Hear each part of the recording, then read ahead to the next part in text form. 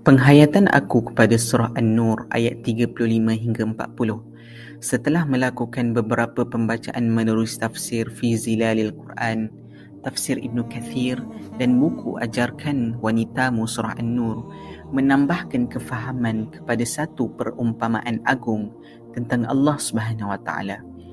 Setiap kali buka dinding maya muka buku, ada saja gambar kenalan-kenalan yang sudah selamat diijab kabulkan.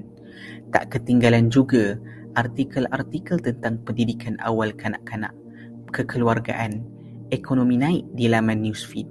Betul lah, sebab ramai yang sudah berkeluarga, jadi artikel-artikel begitu yang selalu up dan share. Ayat 35 dari surah An-Nur, aku kira ia adalah salah satu ayat asas dalam pembentukan keluarga. Ayat ini bertemakan ma'rifatullah, mengenal Allah dengan salah satu nama dan sifatnya, iaitu An-Nur.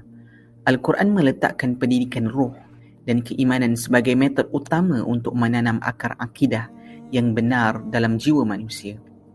Maka, cabaran ibu dan ayah ialah pendidikan iman kepada jiwa anak-anak yang lahir. Pada pandanganku, sebelum bermula apa-apa, bakal ibu bapa perlu kukuhkan urusan akidah. Sebelum ijab kabul, perlu selesai urusan ini.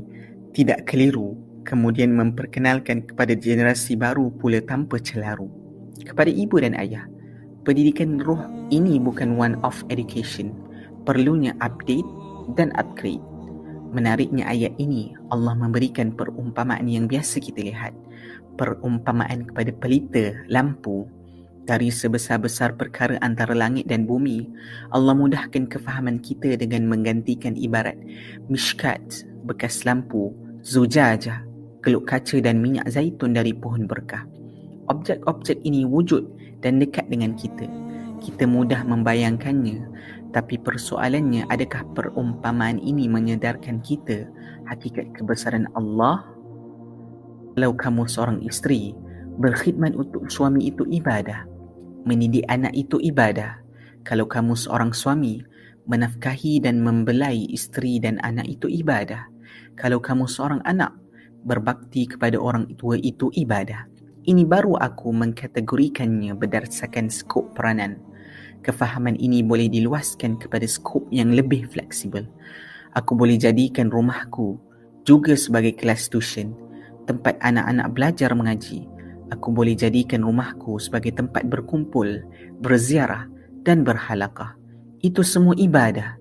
Aku hanya perlu lebih kreatif ketika membina batas untuk menuai benih akhirat.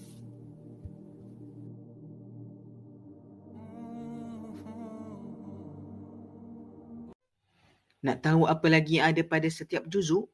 Sertai kami di Tadabbur Plus sekarang.